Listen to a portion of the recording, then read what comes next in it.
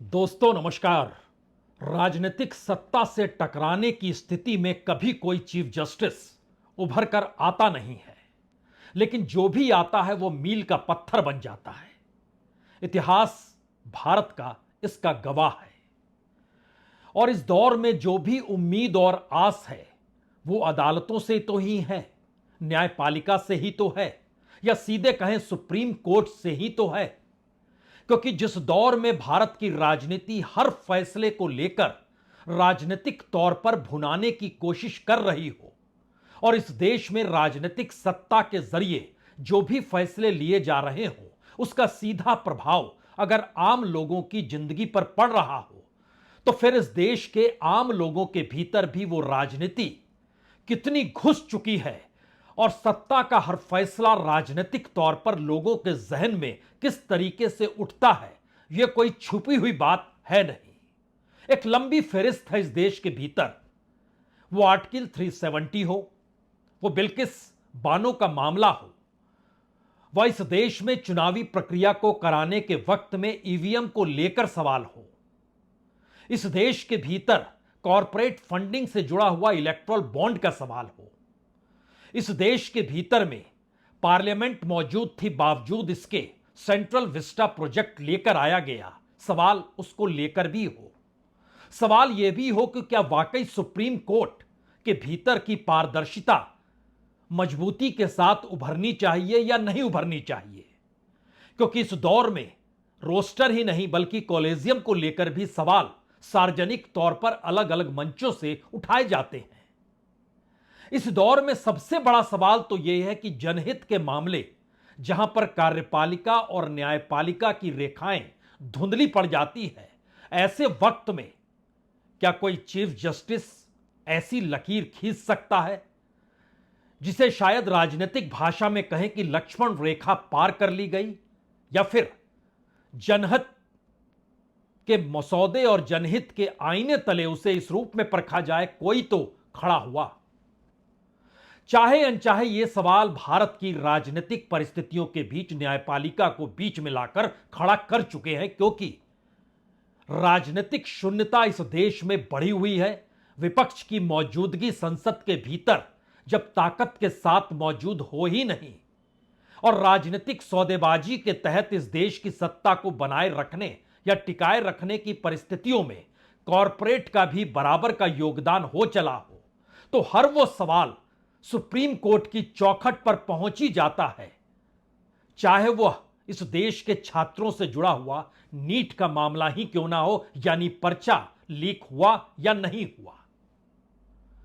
यानी हर वो फैसला जो भारत की राजनीति को प्रभावित करती है, और खास तौर से अब तो हर फैसला राजनीति से जुड़ा हुआ ही होता है, उस वक्त देश के 51 चीफ जस्टिस संजीव खन्ना बने हैं। उन्हें आज राष्ट्रपति द्रौपदी मुर्मू ने शपथ दिलाई। I, Sanjeev Khanna, having been appointed Chief Justice of the Supreme Court of India, having been appointed Chief Justice of the Supreme Court of India,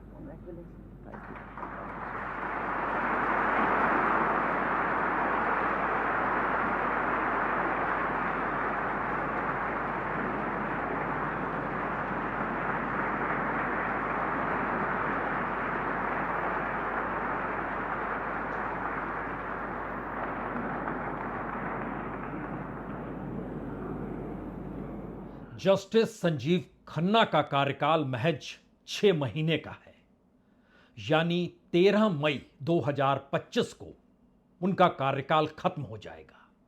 बहुत छोटा कार्यकाल है, लेकिन अक्सर न्यायपालिका के भीतर और खास तौर से सुप्रीम कोर्ट के चीफ जस्टिस को लेकर तो यह माना जाता रहा है कि छोटे कार्यकाल में भी इस देश में कई चीफ जस्टिस ने अपने फैसलों से आने वाले वक्त में जो चीफ जस्टिस होंगे उनकी लकीर तय कर दी।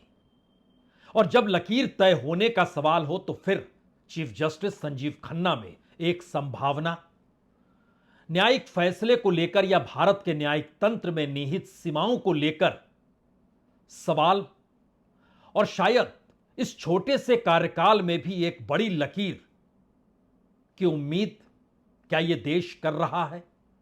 क्योंकि आखिरी उम्मीद तो सुप्रीम कोर्ट ही है। और इस परिप्रेक्ष्य में कई बातों का जिक्र हो उससे पहले आखिर यह उम्मीद और आस संजीव खन्ना को लेकर क्यों है, यह सवाल से ही शुरुआत होनी चाहिए। क्योंकि यह भी बहुत अजीबोगरीब है। संजीव खन्ना जो लंबे वक्त तक जज के तौर पर रहे दिल्ली हाई कोर्ट में, और बीते 20 वर्षों में कोई भी दिल्ली हाई कोर्ट का जज चीफ जस्टिस बना नहीं है, लेकिन उससे भी ज्यादा रोचक बात तो यह है कि चीफ जस्टिस संजीव खन्ना की नियुक्ति जो सुप्रीम कोर्ट में बतौर जज हुई, 32 सीनियर मौजूद थे, बावजूद इसके कोलेजियम ने यह फैसला लिया, 5 जजों के कोलेजियम में, जिस वक्त रंजन गोगोई इस देश के चीफ जस्टिस थे। और उनकी यह किताब जो पीछे लगी हुई है, उस किताब में उन्होंने लिखा है कि दरअसल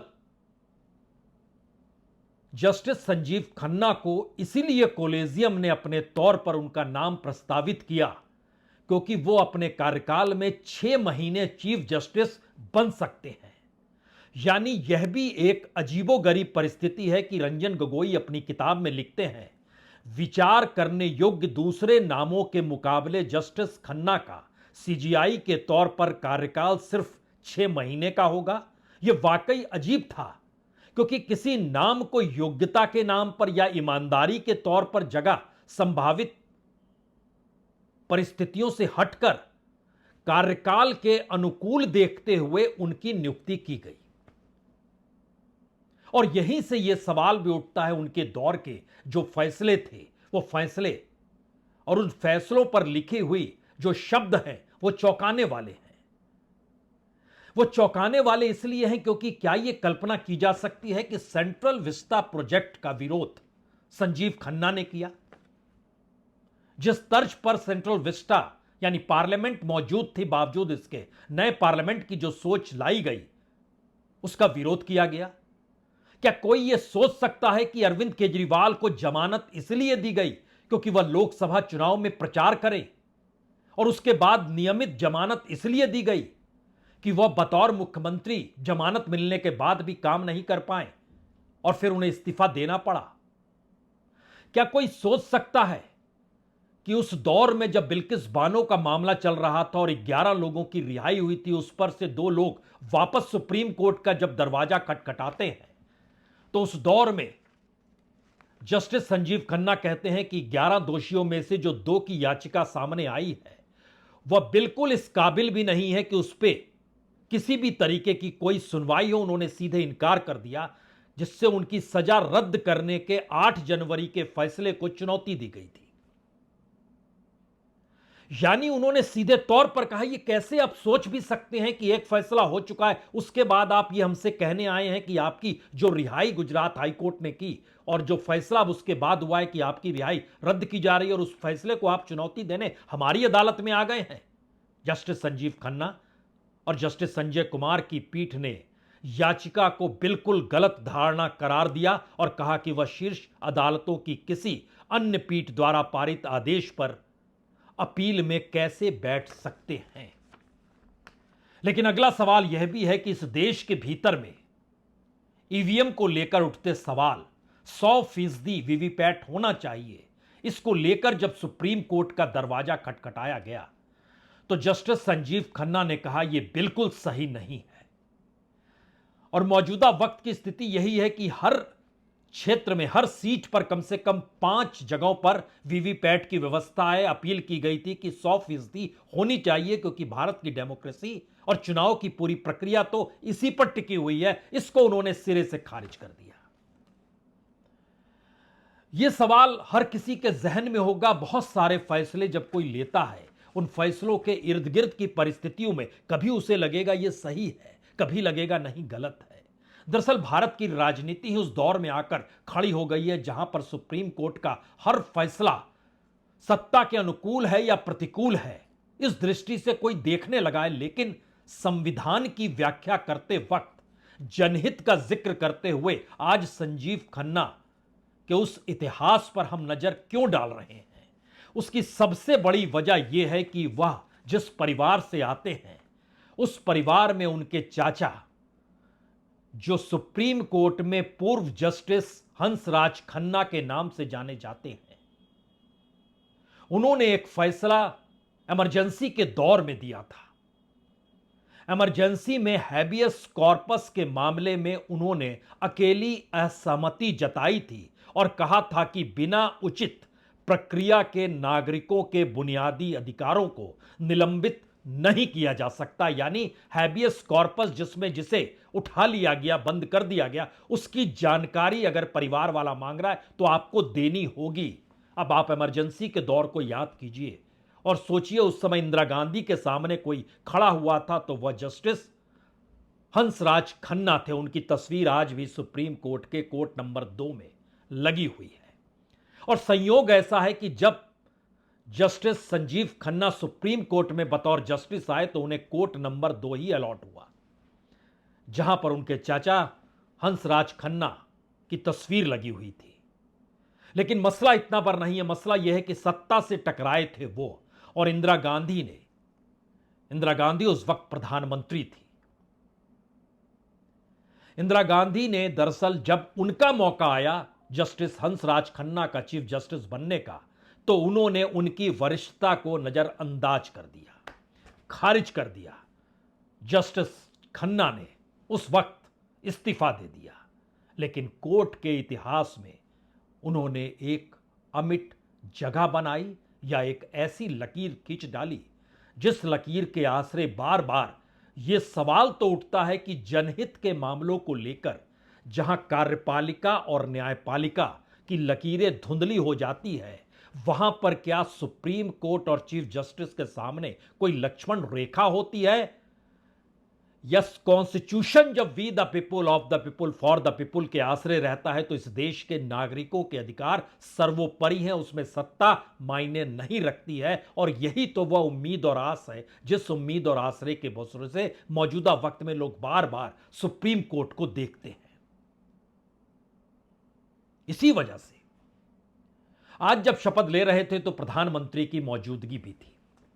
बाद में ग्रुप फोटो भी उन्होंने खिंचाई। इन तस्वीरों को देख लीजिए, उसके बाद फैसले दर फैसले उस इतिहास में आपको ले चलेंगे जिसे आप सुनेंगे तो हो सकता है आप कई फैसलों को लेकर आपके रोंगटे खड़े हो जाएं।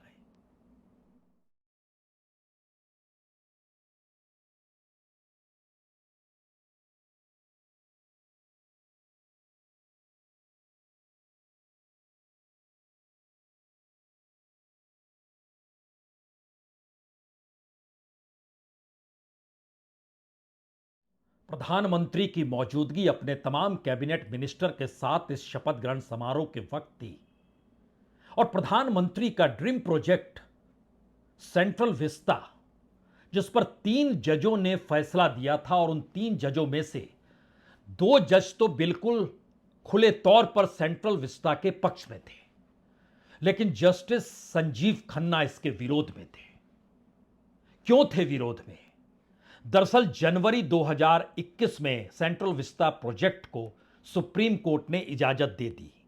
जस्टिस एएम खानविलकर और जस्टिस दिनेश माहेश्वरी ने हर बात वो मान ली, लेकिन कुछ सवाल जस्टिस खन्ना ने उस वक्त खड़े किए। उन्होंने बहुत साफ तौर पर कहा कि जो जमीन का इस्तेमाल किया गया है उसको लेकर उनकी आपत्ति है।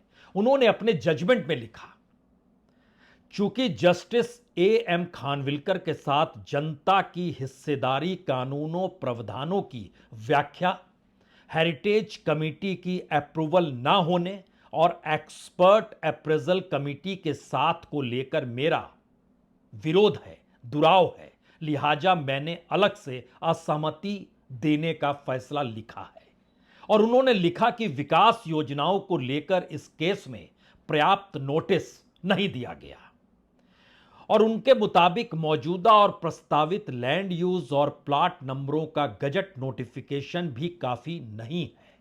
और उनका मत बहुत साफ था कि प्रस्तावित पुनर्विकास योजना के बारे में स्पष्ट जानकारी होनी चाहिए ताकि लोग जानकारी के साथ कोई राय बना सके, जिससे जनता की हिस्सेदारी का फायदा होता, ना कि सिर्फ एक मशीनी प्रक्रिया या औपचारिकता निभाई जाती। लगता ऐसे सरकार ने तय किया, बना दिया और उस दायरे में आने वाले लोगों को कोई असर नहीं पड़ेगा और अपने तौर पर चीजें तय कर ले गई। तो justice Sanjeev Khanna supreme court के उस 2 सदस्यीय बेंच में शामिल थे जिसने दिल्ली के तत्कालीन मुख्यमंत्री अरविंद केजरीवाल को अंतरिम जमानत भी दी थी। अब सवाल यहां पर यह आता है कि ऐसी जमानत को लेकर क्यों यह बात बार बार खड़ी होती है। क्या किसी मुख्यमंत्री को जेल से जमानत इसलिए मिल जाए कि वह चुनाव प्रचार करने मैदान में आ सकें, और जब दूसरी बार जमानत मिले तो मुख्यमंत्री के तौर पर काम नहीं कर सके। यह सवाल फैसलों के अंतर्विरोध या राजनीतिक तौर की परिस्थितियों के इर्द गिर्द भी घुमड़ता है। आर्टिकल 370 जब हटा तो कुछ लोगों ने अपील दोबारा की और जस्टिस खन्ना के कोर्ट में यह मामला गया तो जस्टिस खन्ना ने साफ तौर पर कहा, बिल्कुल नहीं, इसकी सुनवाई बिल्कुल नहीं होगी, क्योंकि इसमें कोई भी संघीय ढांचे का उल्लंघन किया नहीं गया है। उन्होंने साफ कहा, जो अधिकार इस देश के बाकी नागरिकों को है वही तो जम्मू कश्मीर के नागरिकों को भी मिलेंगे। तो इसमें संघीय ढांचे पर चोट कैसी है? जो सबको अधिकार है वही वहां के लोगों को अधिकार होंगे। लेकिन उसके बाद उन्होंने यह भी लिख डाला कि राज्य का दर्जा आपको बहाल करना होगा।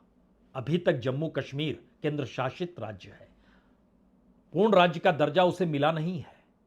और उस लकीर को लिखते वक्त उन्होंने यह लिखा कि किसी राज्य को केंद्र शासित प्रदेश बनाने के गंभीर परिणाम होते हैं और इसका संघीय ढांचे पर असर पड़ता है। यानी एक ही जजमेंट के भीतर 2 ऐसी मोटी लकीरें उन्होंने खींची जिसके जरिए सरकार को भी चेताया और सरकार के फैसले को सही भी ठहराया। इलेक्टोरल बॉन्ड असंवैधानिक था। उसमें उन्होंने साफ तौर पर एक शब्द का इस्तेमाल किया कि जो दान देता है वह छुपाएगा क्यों? निजता का अधिकार उसको बिल्कुल नहीं है। दान देने वाले को कोई निजता नहीं होती है। और खास तौर से जब इलेक्टोरल बॉन्ड उन पॉलिटिकल पार्टीज के साथ जुड़ा हुआ है, जो पॉलिटिकल पार्टीज चुनावी पैसे को लेकर चुनाव में मैदान में जाती है और जो पूरे तरीके से लोगों के साथ जुड़ा हुआ है, यानी एक ओपन गेम है ये, तो इसमें आप छुपाएंगे क्यों? लेकिन यहां पर एक बात और जिक्र करें।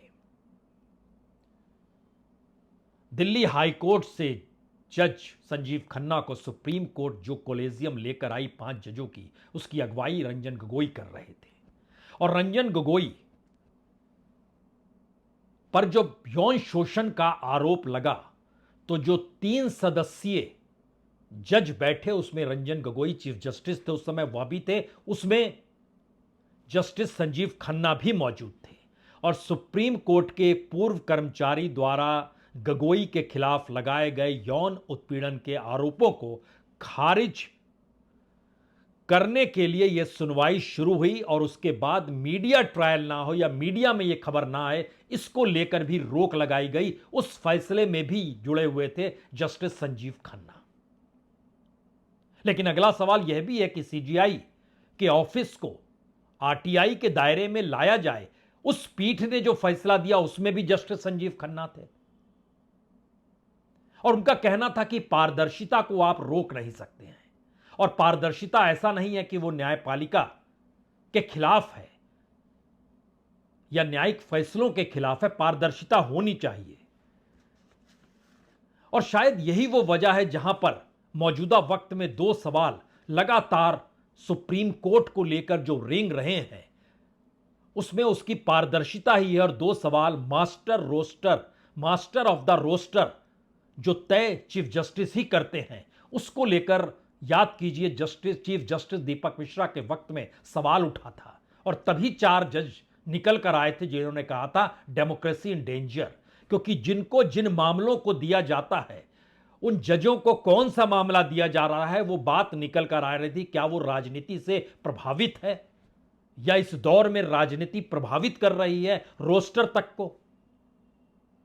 उसमें सुधार की जरूरत जस्टिस संजीव खन्ना ने बताई। और इसके साथ ही कोलेजियम की कार्यप्रणाली भी बड़ी गोपनीय रखी जाती है और गोपनीयता के प्रोसेस में उनका कहना था कि यह पारदर्शिता आनी चाहिए। तो सवाल यही है कि जिस न्यायिक स्वतंत्रता और पारदर्शिता की जरूरतों के मद्देनजर उन्होंने कहा था यह विरोधाभासी आपस में बिल्कुल नहीं है, यह होना चाहिए, तो क्या इस दौर में ऐसा कुछ हो जाएगा? यानी एक तरफ सुप्रीम कोर्ट की पूरी कार्यप्रणाली और दूसरी तरफ सत्ता द्वारा प्रभावित सुप्रीम कोर्ट को लेकर लोगों के जहन में उठते सवाल, इन दोनों के बीच चलते हुए क्या चीफ जस्टिस संजीव खन्ना इन 6 महीनों में कोई ऐसी लकीर खींच पाएंगे? क्योंकि उनके अपने चाचा ने जो फैसला हैबियस कॉर्पस को लेकर दिया था उसे आज भी लोग याद करते हैं, क्योंकि उस दौर की सत्ता इंदिरा गांधी के पास थी, जिनके सामने विपक्ष की कोई हैसियत नहीं थी। और राजनीतिक तौर पर जब विपक्ष बचे ही नहीं तो लोकतंत्र का खतरा होता है, राजनीतिक तौर पर नहीं बल्कि देश को लेकर। और ऐसे वक्त में सुप्रीम कोर्ट का फैसला बड़ा मायने रखता है और मौजूदा वक्त में मौजूदा सत्ता की ताकत भी कमोवेश उसी तरीके की है या उस लकीर पर है। इसीलिए बार बार सुप्रीम कोर्ट से उम्मीद और आस बनाई जाती है। लेकिन ऐसे वक्त में ईवीएम को लेकर उठते सवालों में एक सवाल तो यह भी था कि आखिर उसे खारिज चीफ जस्टिस संजीव खन्ना, जो उस समय एक जज के तौर पर मौजूद थे, उन्होंने क्यों किया? क्योंकि जितनी रकम ईवीएम की मशीन को खरीदने में लगाई गई, उस रकम के आकलन में भी और वीवीपैट पर होने वाले खर्चे को लेकर भी अगर देखें तो वीवीपैट कमोवेश कम कीमत में हो जाता और 100% वीवीपैट से सिर्फ इतना होता कि जो चुनाव के बाद निर्णय आते हैं वो तुरंत नहीं आते, क्योंकि मिलान में एक वक्त लगता। लेकिन सवाल है कि 5 साल की सरकार और एक फैसले को लेने में लेकर 3 दिन ज्यादा की परिस्थिति, इसमें क्या फर्क पड़ता है? जब बैलेट पेपर से होते थे तो भी तो 3-3 दिन लग जाते थे, 4-4, 5-5 दिन लग जाते थे। 1977 में इंदिरा गांधी के चुनाव हारने की जानकारी तीसरे दिन देर रात में आई थी। लोग तो इंतजार कर रहे थे। मौजूदा वक्त में इसे खारिज क्यों किया गया, यह सवाल जो भी सुप्रीम कोर्ट के दरवाजे पर पहुंचा और उसे जब निराशा मिली तो उसके सामने यह सवाल है। एसोसिएशन फॉर डेमोक्रेटिक रिफॉर्म जो है, एडीआर जो है, उसने भी फाइल की थी। उसके सामने भी यह सवाल रहा कि ऐसा हुआ क्यों।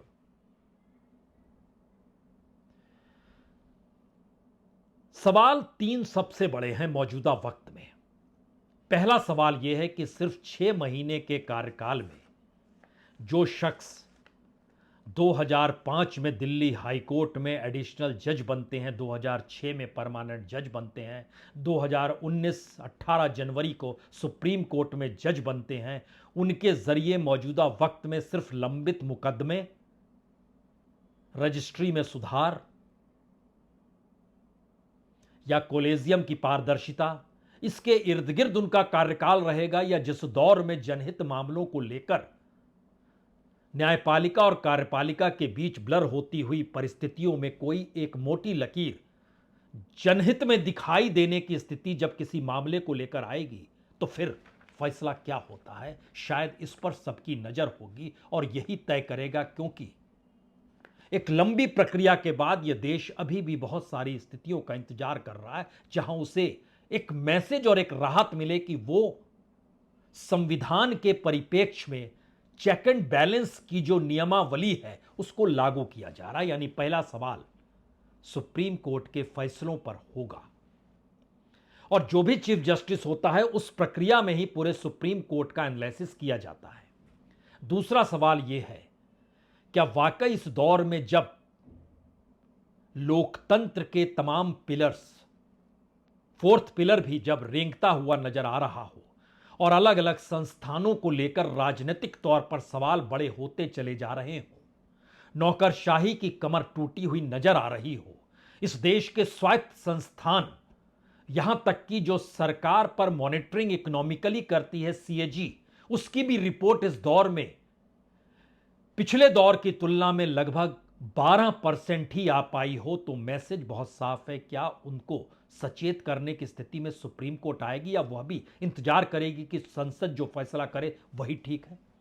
और तीसरी बड़ी बात निजी तौर पर, सीधे तौर पर चीफ जस्टिस संजीव खन्ना से जुड़ी हुई है, क्योंकि फैसलों की इस कतार में दो बातें निकल कर आती है। कुछ फैसले ऐसे हैं जो सत्ता के अनुकूल हो या ना हो, लेकिन इस देश के भीतर संविधान की व्याख्या वो करते हैं। लेकिन कुछ फैसले ऐसे हैं जो संविधान के मातहत इस देश के लोगों को जनहित में जो अधिकार देना चाहते हैं उससे वह मुंह मोड़ लेते हैं। ऐसी स्थिति भी निकल कर आती है।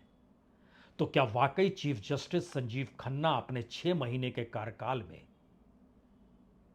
लक्ष्मण रेखा तो हम नहीं कहेंगे, लेकिन सिर्फ इतना कर पाएंगे जिससे इस देश में संविधान बना राजनीतिक मुद्दा कम से कम सुप्रीम कोर्ट के अक्स तले इसका ऐलान कर दे कि संविधान है, रहेगा और उस पर कोई आंच नहीं आएगी?